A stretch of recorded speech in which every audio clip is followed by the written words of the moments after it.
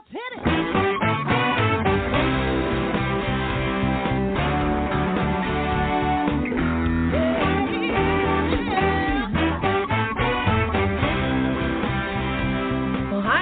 And welcome to Alzheimer Speaks Radio. I'm your host, Lori LeBay, and I'm so excited that you're joining us today.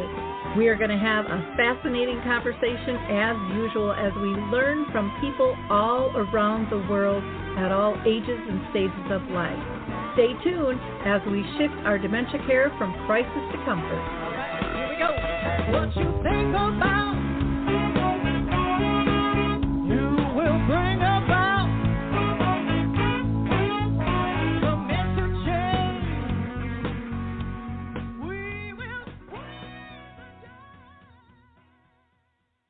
Well, hi, everyone, and welcome back to Alzheimer Speaks Radio. I'm your host, Lori LeBay, and I'm thrilled you're joining us today. We are going to have a really interesting conversation about how dementia really affects families and the toll that it can take. But before I introduce you to our guest, I always like to do a couple of shout-outs. So one is to the Mark Arneson Band. They allow us to use their song Clarion Call, and I just think it's really uplifting. You can download that on any of your favorite music platforms if you like. For those of you that are new to our show, Alzheimer Speaks is about sound information, not just sound bites. We like to have real conversations with real people. And that means people all over the world, from those diagnosed to their family and friends, to business professionals, authors, movie directors, researchers, you name it. Everyone is welcomed on Alzheimer Speaks Radio. I feel it's essential that we are inclusive. I don't think we can make sustainable change if we're not. And I know that from the bottom of my heart because my mom lived with this disease for 30 years, and Alzheimer Speaks is here to try to make a big impact in terms of connecting people to services, products, tools, and stories to help them on their own personal road or business profession. Now, it is a live show today, so you can call in at 323-870-4602. That's 323-870-4602. I do want to shout out to both Arthur's Senior Care. They allow us to provide Arthur's Memory Cafe twice a month, the second and fourth Wednesday, and we're doing that virtual. Anyone can attend. And also Brookdale North Oaks. We typically do a Caregiver Connect program that offers respite for people living with dementia the last Wednesday of each month. We actually have had to go virtual the last couple just due to COVID. And then also I want to give a shout out for the city of Winona and their dementia-friendly community down there. We're going to be doing a movie screening of A Timeless Love and a talkback. We're going to do two shows, April 7th and the 8th, and that is open to the public and free. You can find more information on all of those by just going to alzheimerspeaks.com on our homepage. We are going to go ahead and hear from the footbar walker, and then we'll be right back to introduce our guest today. I love the footbar walker, and let me tell you why. It is the option for my toolbox that I've been waiting for. Let's be honest, there are some clients who, despite our best rehab efforts, just aren't able to return to performing a sit-to-stand transfer on their own. Now I can offer my caregivers an easier, safer option that doesn't involve hoisting their loved one up from a sitting position. I don't recommend this walker for all of my clients, but I do recommend this walker for those caregivers looking for an easier, safer option with transfers. I would also encourage other therapists to add this walker to their toolbox. It's kind of like having my own mobile parallel bars for the client to pull up on. Whether it's a family caregiver at home helping a loved one with Parkinson's or dementia, CNAs in a long-term care facility assisting their patients, or therapists adapting to client and caregiver-specific needs, we now have a very safe and effective option to offer in the footbar walker. Check this product out at thefootbarwalker.com. That's it for today from Adaptive Equipment and Caregiving Corner. Have a great day, and don't forget, if you can't do it, adapt it. I love the adaptive equipment in Caregiver Corner. They have tons of videos, and they really explain how to use various types of equipment. I think it'll be really enlightening. So check them out while you're checking out the dementia or the footbar walker. I also forgot to mention Dementia Map. You need to check that out. It is a website we have built that is totally free. You don't have to sign into it.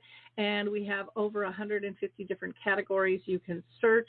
We are growing it globally. There's a calendar of events, great blog, a glossary, and so much more. So go to dementiamap.com as well. Now let's get to our guest today. I am really excited to be talking with Lisa Ronke. She is from Watertown, South Dakota.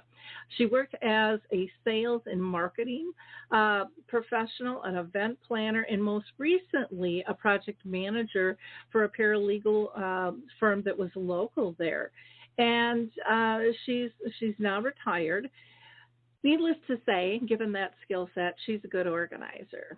But when her husband, Ed, was diagnosed with early onset Alzheimer's at the age of 51, Lisa found out dementia wasn't something you could organize once and put in a file or stuff in a drawer.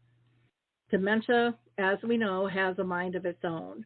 And since Ed's diagnosis, he lived 6.5 years, and he passed away at the early age of 57 just this past fall. Lisa is going to share with us today some of her insights in terms of how dementia can be life-altering and dream-shattering to a family, a friend, etc. So, Lisa, I'm so excited to have you on the show. I don't think the general population realizes the impact that dementia has on people. So thank you for taking the time to be with us today. Well, thank you for having me. I appreciate it. Well, I think stories are the most powerful way to get a message across. And so first, I'm going to just start with, I normally ask everybody, have you been touched by dementia? Well, needless to say, you have. But I want you to give us a little more background and then also let us know, was there a history of this within the family? Well, Lori, our story definitely is quite unique. Ed was at the top of his game professionally and has a very amiable personality. And to have this kind of diagnosis was, absolutely something nobody can ever prepare for. What I thought was also interesting, well, to touch back on your other part about family history, there is no known family history. So this, of course, we thought was, potentially a misdiagnosis. So we reached out to care providers, medical professionals in multiple states to make sure that this was exactly what we were dealing with. And of course, the story just unfolds from there. So I would say, our people were noticing things different with him, and I was too, but you have to realize we have recently celebrated our 32nd wedding anniversary. So when you're together with somebody that long, you're used to completing their sentences or helping them tell a story and things like that. So it got to be kind of second nature. But looking back, those were signs that were presenting the disease to us that we didn't really understand. Mm-hmm. What type of work did your husband do? He worked in the animal nutrition industry for a large company, Prina Mills, Land O'Lakes, and so he worked with large cattle producers and elevators. So he had quite a wide network of repeat customers as well as, looking for new customers. And he supervised people as well. So when it became a huge change in his professionalism and his ability to do his work, that was of concern to his employer as well. Mm-hmm. Yeah, it is something that, you just don't know because things change subtly, and when people are under stress and when they're busy and stuff, we all get a little discombobbled. And so, it can be tough, and people work really hard at hiding those changes as well. Anyways, that's what I found with my own experience with my mother, which is understandable. For you, what was the first thing that you really noticed in terms of changes in Ed? Well, I did notice things in his work where he'd say, "Oh, help me attach this PDF to an email. I don't know how to do that." And it was something that he had turned in sales reports and done things before. And I thought, well, this is unusual. Maybe he's just having an odd day or something. And I said, well, this is the way I do it. And I'd show him, and we'd go on with our day and things like that, whatever. One of his supervisors, she was a female, and her mom actually had Lewy body dementia.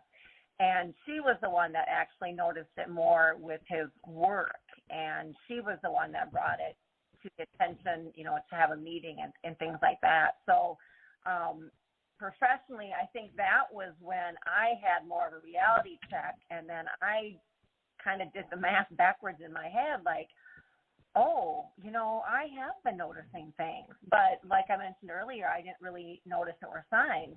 But some of the things that I did notice about Ed personally is he used to have just a huge repertoire of jokes, and he could tell animated jokes complete with accents and facial expressions, and he could no longer remember those jokes or remember how they were told or even remember who even told them to. And so that was something I noticed, looking back. And then 2015 is when he was diagnosed, in July of 2015. But Memorial Day weekend of 2015 was when I first had an absolute concrete example of something I can share. Normally we had done a lot of home improvement projects together, light carpentry, hanging sheetrock, just whatever to do home improvement, painting, whatever. And we built a lot of things, including a loving marriage. And we were working on a project Memorial Day weekend of 2015. And he was just very confused about measuring and using a saw and just holding up even parts of this project that we were working on. And I thought, my gosh, it's not even very hot out. It's like 11 o'clock in the morning. He hasn't had that beer yet. You just start thinking of what is going on here. And so I thought, let's just take a little break. And I really didn't think much about it until later. Then the last weekend in June of 2016, we had tickets to go to the Antiques Roadshow in Omaha, which for about 4 hours from there. And so there we go, off to this fun little getaway weekend for the two of us, and we're going to go to a national TV show, and we thought that'd be super fun. And driving down there, he got very confused, and there was a couple construction zones, and it was just too much information for him to process. And I became concerned about that as well, because this was a man that had driven, sometimes 800 miles a week for work over, for his territory. And to have him being confused while driving, that I kind of made a little mental check note of that as well.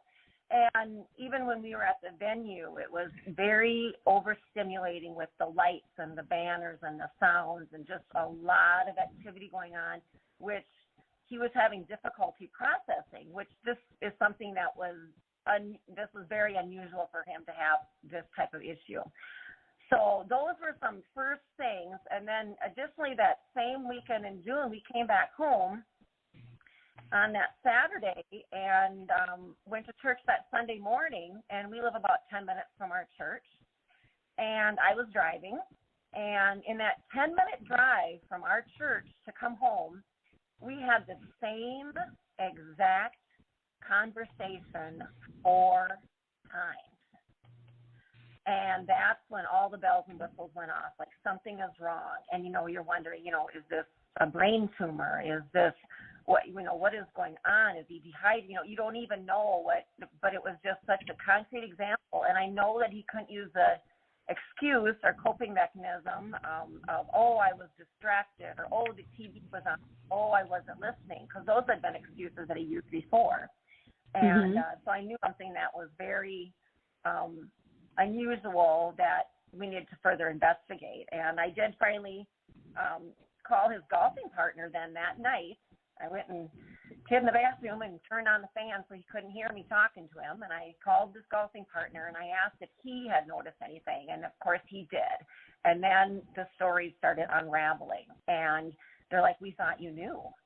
And so even though, you know, you're immersed in it, I was just too close to it to even realize what exactly, or to, like you said, categorize or put it in a box or a file or organize it, because there was nothing to organize. So then we went to his primary care doctor July 1st, and then that's when we, you know, did the dental exam. And, you know, to have your husband sitting there at 51 years of age, at the height of his career, physically fit, and, you know, to have this kind of diagnosis was just devastating. Oh, yeah. You know, as you were explaining things, I have to tell you, really impressed with how you handled things. So in terms of like with the PDF, well, this is how I do it, instead of getting really frazzled and upset, and, you know, really, really processing it and answering his questions in a respectful manner. That's not always easy to do. I know that firsthand. Now, you know, there were a few others that said, oh, we thought you knew. Do you find that that's common? Because I guess I have, where people just assume that you know, or they totally deny anything's going on. Doesn't seem like there's a lot of middle ground, anyways, in the people that I interacted with my mom. How about you guys? That's correct. I did notice, you know, some people, they were totally like in shock, like, are you kidding me? You know, and we thought he just maybe had an extra cocktail that night at the party or something, you know, because we would entertain socially all the time, and sometimes he was just a little off, and people just thought, oh, whatever, it's, you know, it's a Friday or whatever. And then you get to thinking about back in time, and, you know, I wanted to be so guarded and respectful of his feelings, and, you know, to respect his dignity. And I'm like, oh, I don't know, we're just going to keep the story to ourselves. And you can't, because that's when rumors start flying and people start, you know, making their own assumptions. And I thought, you know what, I'm going to take control of this story, and I'm going to be truthful and open and honest with people and let them know what is happening to Ed and to us, and the ripple effect it's having on our entire lives. How was that received when you talked openly about that? Well, and what kind of started that is we actually did come out of church one Sunday, and, you know, you're kind of feeling a little renewed, and we're out in the parking lot, and one of his coworkers from, you know, a different, you know, town about 10, 15 minutes away came up to us and said, no, and Ed, my husband, is standing like right beside me in the parking lot. And this person actually said, well, we heard Ed had a brain tumor. Is that true? And I'm like, oh my gosh, they're talking about him in third grade. He's like, right here. He's right here. And, you know, Ed was confused, and of course I was upset, and like, no, it's something else, and we're working. At that point, I just let people know, because this isn't anything he brought on himself. It's something that happened to him, and he was chosen, and we were chosen to go through this, take this journey. Some people, I remember we had a group of friends over, and I think some of them are listening. You know who you are. We had them over for a Sunday evening taco dinner, and then and the football game was on, and I turned the game off, and I said, we have to tell you something. And it was pretty much split 50-50, as far as some knew something was up, and some just were unbelievable. They just couldn't believe it at all. Mm-hmm. Yeah, I think that's very common. I found that even with my folks' friends, even the ones that saw symptoms, they didn't want to believe it because it was too close to them. And what if that could happen to them? And I was really shocked how lifelong friends, I mean, friends that my mom had since elementary school, kind of pulled away because they just were so uncomfortable with it. And they were really, I think, scared for themselves. in terms of, well, if this could happen to her, it could happen to me. And what was interesting is a lot of people in their circle ended up dealing with dementia, either themselves or a spouse, which was just, I found fascinating. And even then, there was a lot of pushback in terms of, no, that's not what this is. That's not what this is. They were so frightened. And it was right, just sad. But the social part is so important. It just changed our lives, professionally, socially, financially. Socially, I'm used to hosting events at our house and volunteering Ed and myself to, do community work and things like that. And so we were used to being out in the public. And I tried to keep him doing that as well, because it's important to keep the brain stimulated and to keep him, socially involved as much as possible. And our gatherings became smaller and smaller because the people with dementia, like my husband had early Alzheimer's, it's very difficult for them to process massive amounts of information. Loud animation, too many lights and sounds and things like that. It's just too much for them to process. So our social circle got smaller and smaller, but when people afterwards sometimes would say, oh, we had this such and such gathering, but we didn't know if you'd want to come or not. And I'm like, well, I wish you would have asked, because yes, we would have liked to come, or if Ed was having a good day, we would come, or if he's not having a good day, and something I couldn't really rely on. But back to your other point about other people kind of also being in denial is the fact that they don't know how to, treat this. If someone has a broken bone or a sickness or something like that, you can bring them some food, but this disease is not normal. It's not one of those bring over a casserole type diseases. It's not going to get better, and no pan of brownies or no fat or ham sandwiches is going to provide a quick fix to this issue that Ed was having.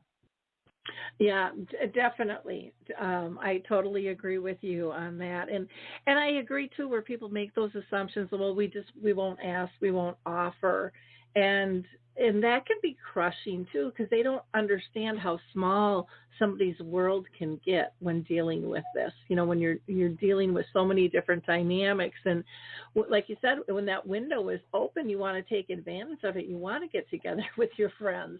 If it all pans out, you don't want someone shutting the door before you even know, is it a possibility or not for you. I think that's a real important lesson for the public to understand. Now, you had mentioned about, go ahead.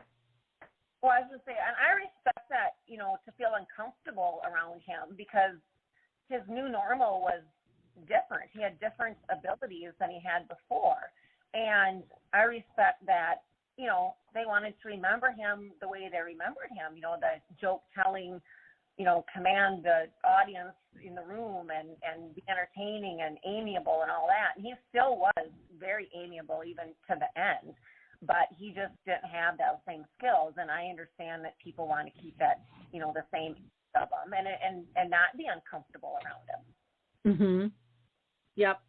But I think, what people don't understand is one of the ways you learn to not be uncomfortable is to be around and learn more details of what's happening and how you can help, and personally how you can maybe fend it off for yourself, or if you're worried this could be happening to you. And that's what I found a lot of, even in my circle of friends today.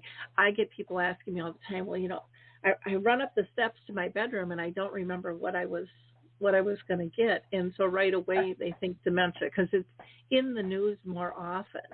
And I always ask them, well, what did you have on your mind when you were running up the steps? Because it could be, but it could be you are multitasking and that what you were running up for really wasn't a priority because you were thinking about organizing a party or people you had to call or laundry you had to do or whatever, or all of the above, and then, again, did you remember it later? And then like, oh yeah, then I got it. And I said, did it affect your life because you didn't get it? Well, no. I said, well, then you're probably okay. But, you want to be cognitive of those things. But again, being around, I guess because my mom lived with the disease for 30 years, and it taught me so many beautiful lessons about being a good human. I always thought I was one, but I think she taught me how to be a better person and engage in different ways. And really, and I'd love to know if this was for you too, but, I found myself looking for the joy in all the different places, that I probably overlooked before. But I needed to still have that in my life, and so did she. And so I looked at life really differently because of this experience. And to me, that was a huge blessing. How did that work for you? I mean, I know it doesn't happen right away for sure, when you're jumping into all of this. Well, you do celebrate the small things. I kind of liken it to when our kids were little and, oh my gosh, tied their shoe today for the first time. And it's going backward in the time, like, oh good, Ed can still tie his shoe today. Well, then there was a time where he couldn't, and we had to, switch to slip-on shoes. And you just learn to do different priorities. What is it so important? No, this isn't as important as I thought it would have been 2 years ago, so we're just going to go with it. But the other priorities that I thought were very important, and I still do, is I feel that nutrition is very important. When Ed was first diagnosed, because of the aggressive nature and because of how his scans showed, they gave him maybe up to 5 years to live, and he actually lived 6.5. And I partly say that is because seeing him, engaged, socially active as much as possible. One thing, nutrition is so important. And I love to cook and eat healthy. Check out my Facebook. That's about 90% of my posts about food. And he had the metabolism of a high school teenager, and so he could eat a lot of food, and he enjoyed eating. But I cooked very healthy, and he was very nutrition is very important, and also physical activity. Now, he loved to go on walks, and we were routinely go on walks around the neighborhood and certain areas of towns and things like that. But we live in South Dakota, so exercise at a fitness facility, and we would go mall walking, and he thought that was so interesting, walking around the mall and just actually, just getting out of the house and walking around, and we see different people there too. So whatever to keep your person physically active, and maybe just a walk around the block if that's all they, can do or want to do. But I think all those things are just important to keep socially active, to engage in good nutrition, also physical activity. Mm-hmm. We're having a little bit of a bad connection. I don't know if you're on a cell phone or what, or if you have pockets, or maybe it's Blog Talk too. But just to let you know, it is going in and out just a hair there, and I don't know if you're experiencing that at your end or not, Lisa, but that is something I don't have a whole lot of control over.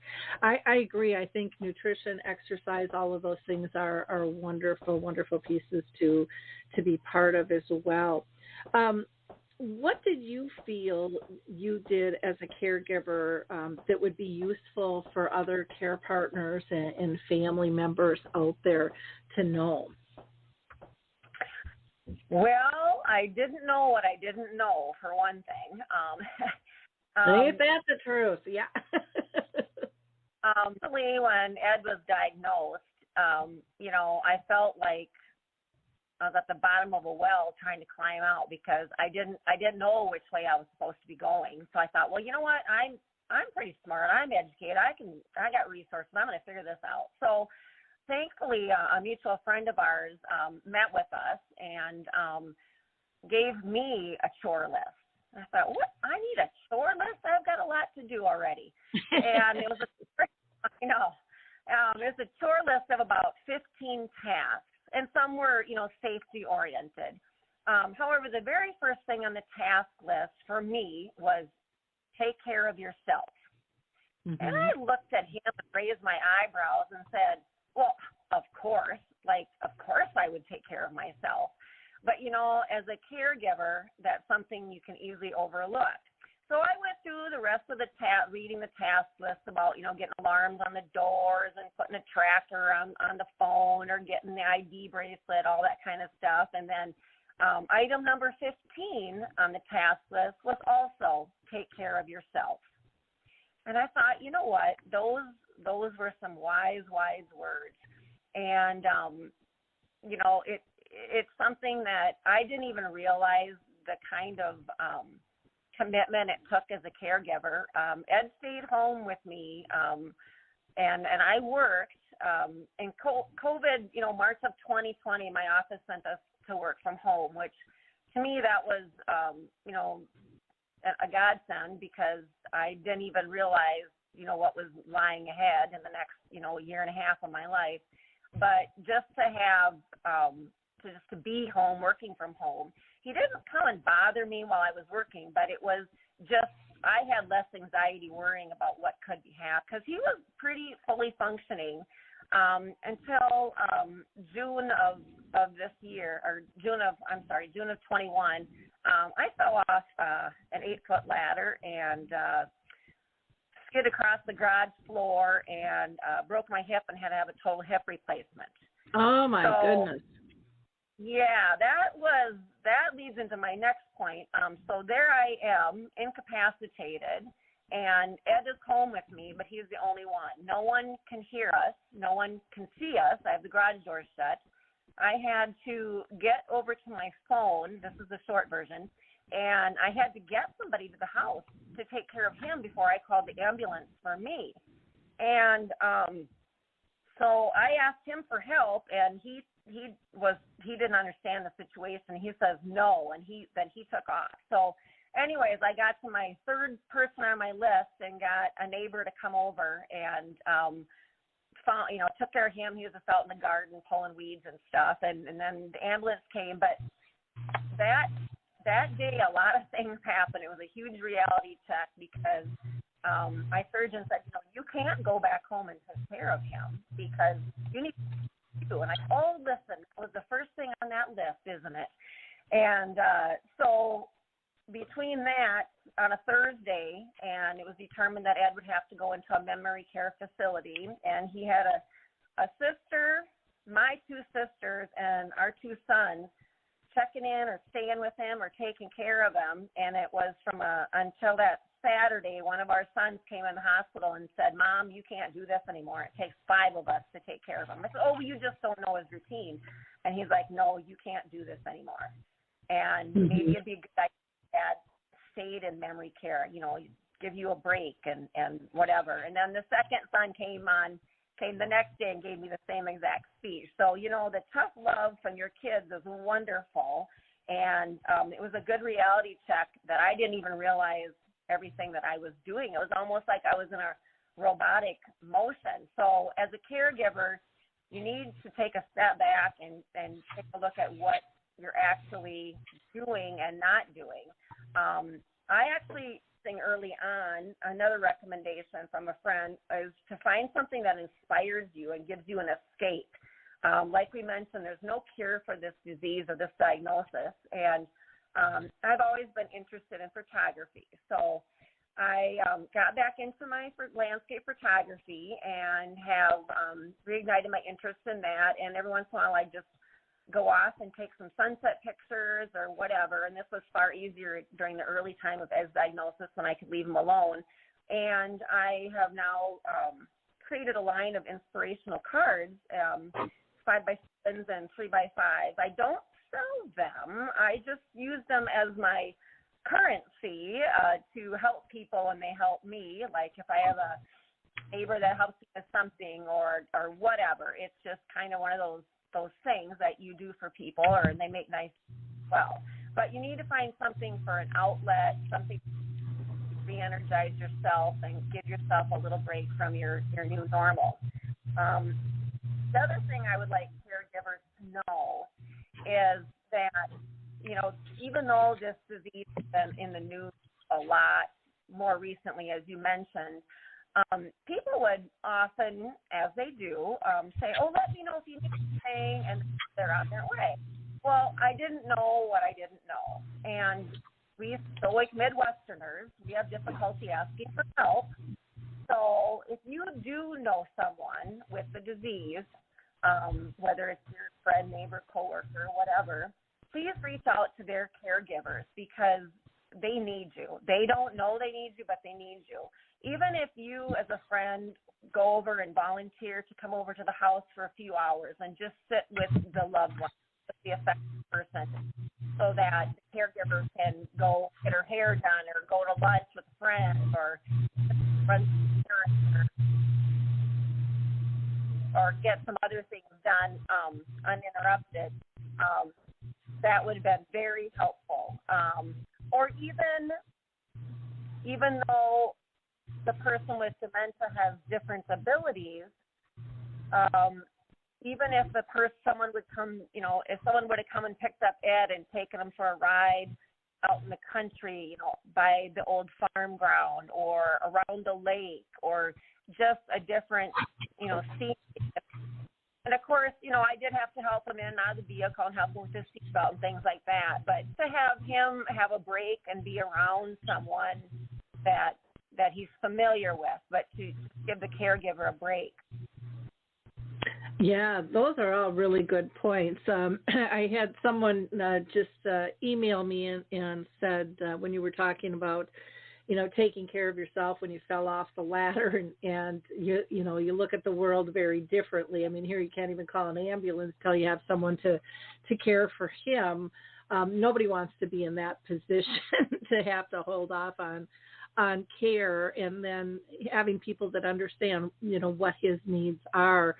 And they had just said it took them to truly understand that until they had a heart attack, because they thought they were taking care of themselves. They thought they did have everything handled until a crisis happened. And when you're not able to do that yourself, you really do have to figure out a plan for that. And so that's a big, big awakening.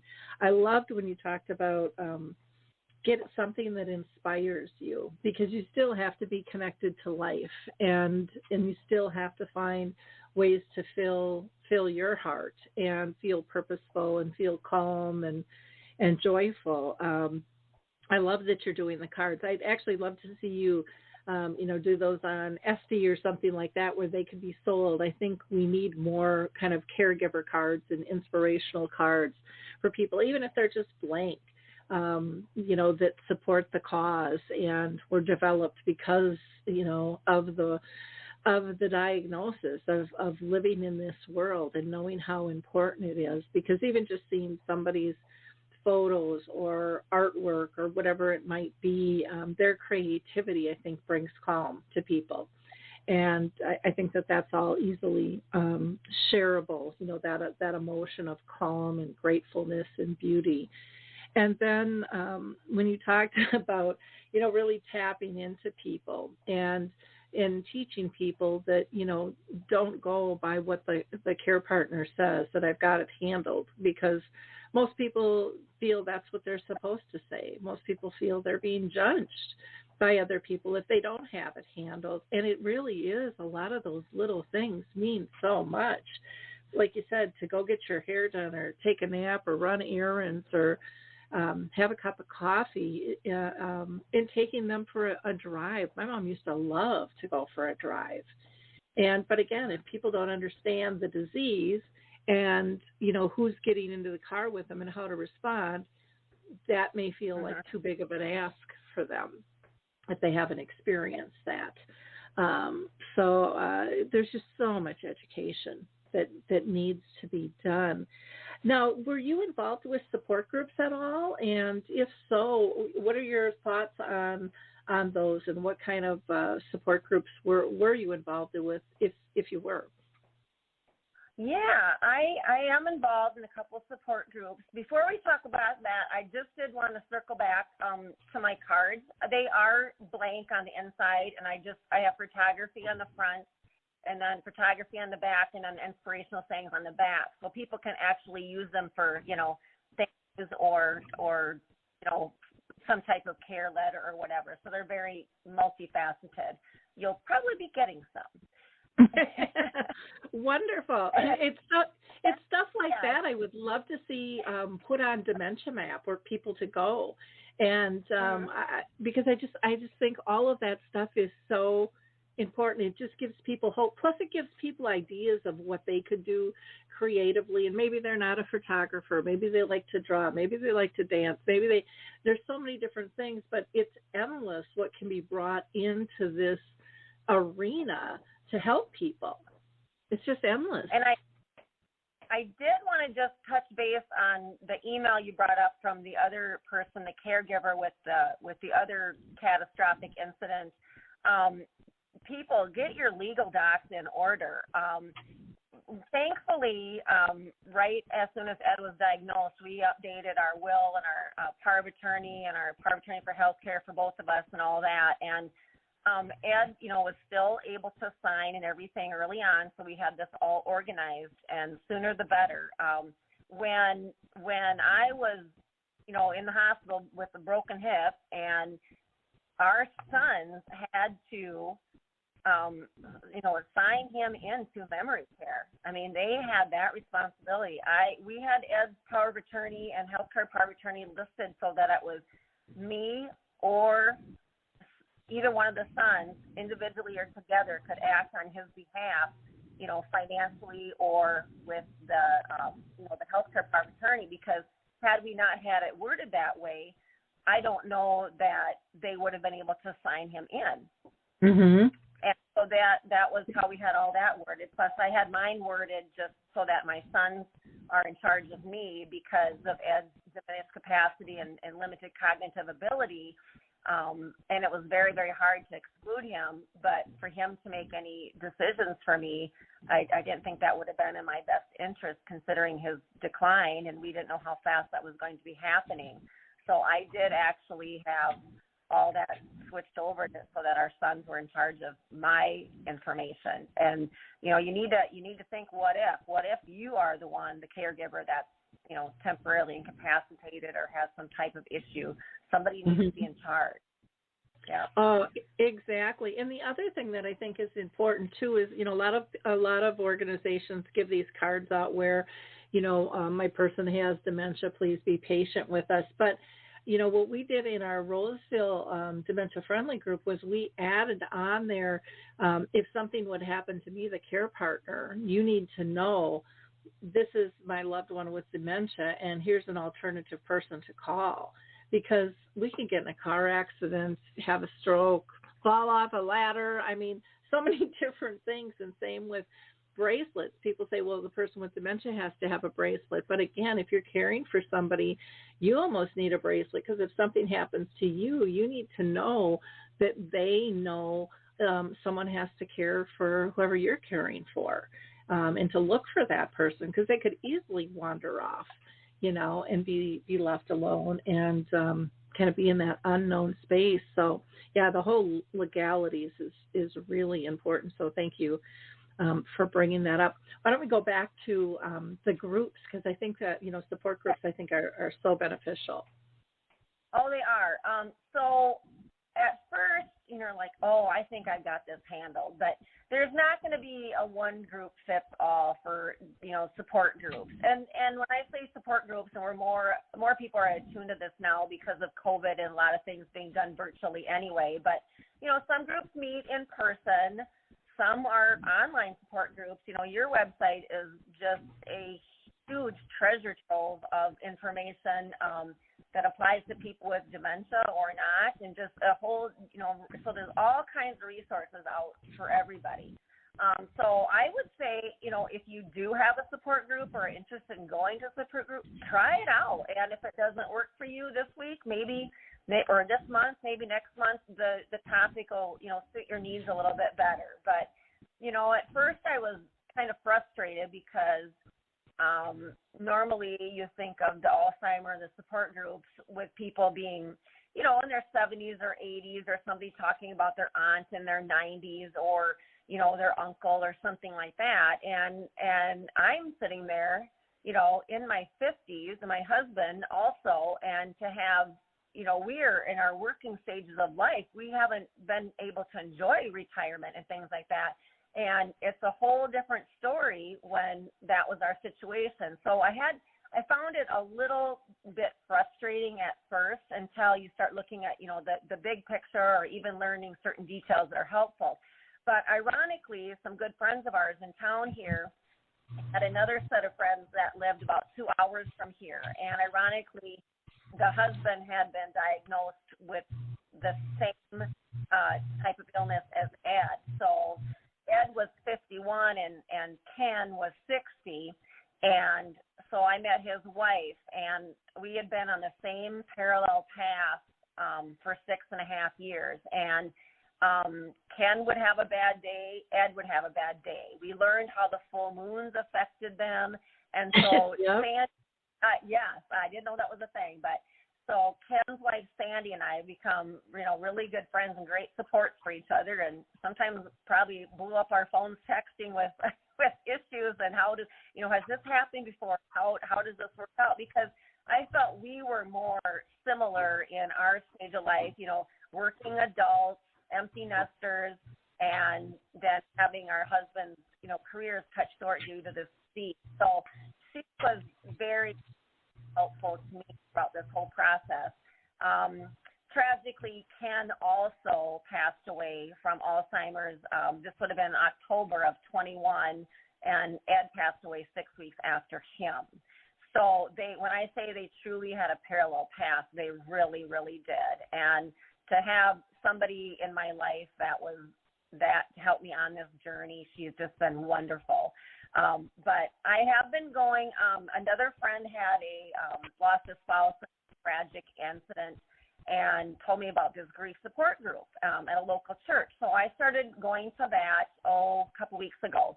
However, I found that most of it was pertaining to, you know, the initial stages of grief. But you have to realize with dementia in all its forms, when I say dementia, I mean, you know, early onset Alzheimer's, Lewy body dementia, all the different parts that entails, is that with that type of diagnosis, you are grieving for years. You know, with my husband for 6.5 years, I felt that I started the grieving process the minute we got the first diagnosis, even though I didn't know that was grieving. But now that I have it categorized in this book I have now from, you know, the grief support group, but I'm already, you know, to the point where he had so much suffering towards the end there that he was not enjoying life, and it was just sad to see such a vibrant man taken from us so soon. And, you know, to move on to the acceptance of, or to have that true love in your life, and to have him now not suffering, that's something that, you know, he was really a good one. He was a good one. Oh, well, and you're lucky to find that, because not everybody does. I love the realm that you gave us, you know, like the Alzheimer's Association, and there's both programs for the care partner. There are some combined ones. There are programs for people with just dementia as well. Some of the dementia-friendly organizations and communities have different groups, but a lot of those have kind of shut down just because of COVID, and most of them are already working in healthcare, and so they haven't been able to do as much work. The memory cafes, I'll mention those. I'm a big believer in those. That's for people with dementia and their care partners, and those are all different too. There's over like 1,000 of them now, and you can go to memory cafe directories to learn a little bit more information about those. The ones that I do, we don't have any programs. So my peeps said, nope, we just want to talk. We want to build community. We want to have peers. And so, you know, they just kind of talk about we meet every 2 weeks. What happened in the last 2 weeks? If the cat went to the vet, if they went to a grandchild's recital, if somebody got sick, we heard it all. Remodeling, falls, you name it. Everything was open, and then people pose questions and bring resources and just really share very intimately on those. But there are some that have programs that might be music. There are some that teach you tech stuff. It's endless. And then the grief support groups, I think, are really important as well. Most of those are like 8 weeks. Here in our Roseville dementia-friendly community here, we started something that was different called the Dementia Caregiver Reentry Program. And it was basically developed kind of like a memory cafe where it's a little free flowing, because we had heard from people. They said, well, what do I do after my 8 weeks of grief support? Now I'm on my own again, and I'm still not feeling comfortable with this whole process. So this was for people to just kind of process things. None of us are psychologists or social workers, but it's just people getting together, talking about their experience. Do they stay in the same house? What do they do now? Closing up all the legal things that have to be, figuring out who they are and what they like and what to do with their time. It has been real interesting. So that's something that we're trying to share to get more people up and running and starting that, because I think that that's a huge need. And then I just want to give a plug for Pauline Bosch. She has written the book Ambiguous Loss, but in addition, she has One Loving Someone with Dementia, talking about loss, and now this new one that just came out last year, The Myth of Closure. Because like you said, you start grieving, and so does your person with dementia. You start the grieving process as soon as you get that diagnosis, because everything is going to change. Even though there can be some celebration that at least you have an answer of what's going on, but most people kind of go into that loss mode and the big changes that are happening, within their life. And it doesn't go away. Every day is a little bit different, and you don't always know what's going to trigger that loss either. And I would imagine for you, you're going to be in your first year, and so every holiday, or it might just be certain sunsets or sunrises that could be a trigger, or a picture, a town that brings back memories. All of those things can be really overwhelming and get you bursting into tears, and sometimes you don't even know why. But I think it's healthy to feel the emotion and process that, and know, like you said, it's not going to go away. It's going to get different, over time. Right. And you had mentioned about, there's so many resources out there, and, there's no one size fits all for anybody. But, when Ed was diagnosed with dementia, with early onset Alzheimer's, he was given a care plan as far as, okay, we're going to go to the neuropsychologist, we're going to go to the Mayo, we're going to do this. So there was a care plan for the affected individual. However, there is not a care plan for the caregiver. There's not a prescription for, you need to just stop, hit the pause button, investigate the sources available to you, because there's just so much out there. And I was trying to learn about the disease and trying to work and trying to take care of my husband and trying to take care of me.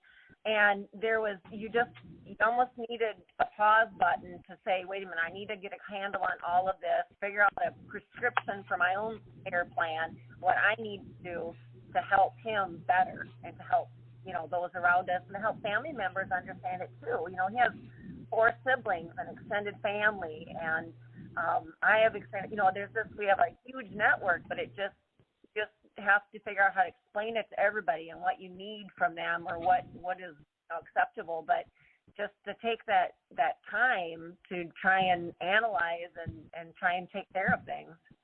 Yeah, it is complicated, and I found one of the best modes that, and I've heard this from so many people, and I don't know if you got involved with this, but just groups on Facebook. There's so many different groups on Facebook, and a lot of people don't partake in the conversation. They kind of are voyeurs, and they they kind of soak up all the information, but they get a feel for the group, before they even post. And that's perfectly fine. Others jump right in. And same with a support group.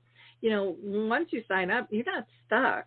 You are in control, and you need to make sure it's a good fit for you. So I know when we started the memory cafes, we were trying to get other support groups to refer people into this concept because it was really different when we started, and they didn't want to. And they said, well, those are our people. And I'm like, none of them are our people. We're all here trying to support them. And my philosophy is they've got a right to choose. And so we would get people in the memory cafe that would drive an hour just to get to us. And then they wanted to see if they could start one up closer to where they lived. And I'm like, absolutely, I'll help you do that. And people were like shocked, why would you do that? And I'm like, because it's the right thing to do. And we'll never have enough. And they should all be different because every group has a different personality. And I think that that's one of the problems I know I saw when I was dealing with this with my mom. Well, and part of the problem was me thinking that, well, I teach on this stuff, I don't really need this. And then I ended up going to hear somebody talk, and I thought somebody posed a question of, what do I miss? And I just broke down, and it was like, I miss a hug. I just miss a hug. My mom can't hug me anymore. And I thought, oh my gosh, I need this. Just like everyone else needs this. We need to open up. We need to feel. We need to talk about these things because they're important to us. And they should be important. And the more we learn, the more we can share with other people, and spreading that knowledge. And I think so often people think, well, I don't know enough, to teach anybody else. And I'm like, you know what? I don't either. But I'm still talking because I know more than somebody else, and I know a lot less in another area than someone else. And that's perfectly fine. But we need to have these comfortable conversations where we're inclusive and everybody brings in value and different perspectives. Because like you said, this isn't a one-size-fits-all. It's constantly changing, and there's so many different types of dementias, and some have multiple, types of dementias over time, or the diagnosis changes. I mean, it's complicated, it's fluid, and we need to be that as a community. So I really appreciate you taking the time, with us today to share your story and give out just some great information, for people to hear and take in. Understanding, what they're going through is normal. If they're feeling upset or sad or depressed, it's okay. But there will be ways to find those moments of joy. There will be a way to kind of grab your life back, and hopefully you don't give it all over to the disease. I know I kind of did. It was girlfriends that encouraged me to come have coffee with them once a week that I kept refusing to do because I was too busy. And then I finally did, and I realized, oh my gosh, I didn't know my soul was so empty. And that changed me overnight, thinking, cause you can't care as well if you're not filled. And so again, you've given us such great information for people to get their souls filled and to explore and check things out. So we have about a minute left. Anything else you'd like to say to the audience, Lisa? Medicare was a challenge. When people are, of Ed's age, he was below 65, so he was eligible for SSDI, Social Security Disability, and that's a whole nother navigate. But I'm glad I had, the resources I did to try and figure all that out. But, he worked for a great company that had good benefits, so we were able to, read the fine print in your policies, people, because there's some great things that you could be eligible for that you were unaware of. Exactly. Exactly. And there are people like the Medicare Maven and different things that can help you out there. But, even just getting a good elder law attorney can be just life-changing. So again, thank you to our audience. I want to thank you for listening. Please like, click, and share. There's no better way to help people out than to share knowledge and inspire them through someone else's story. And maybe, just maybe, you could be our next guest. And don't also forget to check out Dementia Map. There's lots of great resources out there, and we are adding more every week. So have a wonderful week, everyone, and God bless. Bye now. Thank you. Thank you. Hi, everyone. This is Meredith from the Senior Fitness with Meredith podcast, where I discuss all things for seniors, from fitness, your health and wellness journeys, how to be all over strong and beyond. I also have my mini podcast called Motivation with Meredith. It's a great, quick motivational pick-me-up for your days. Join me, listen now, search for Senior Fitness with Meredith on your favorite podcast platform.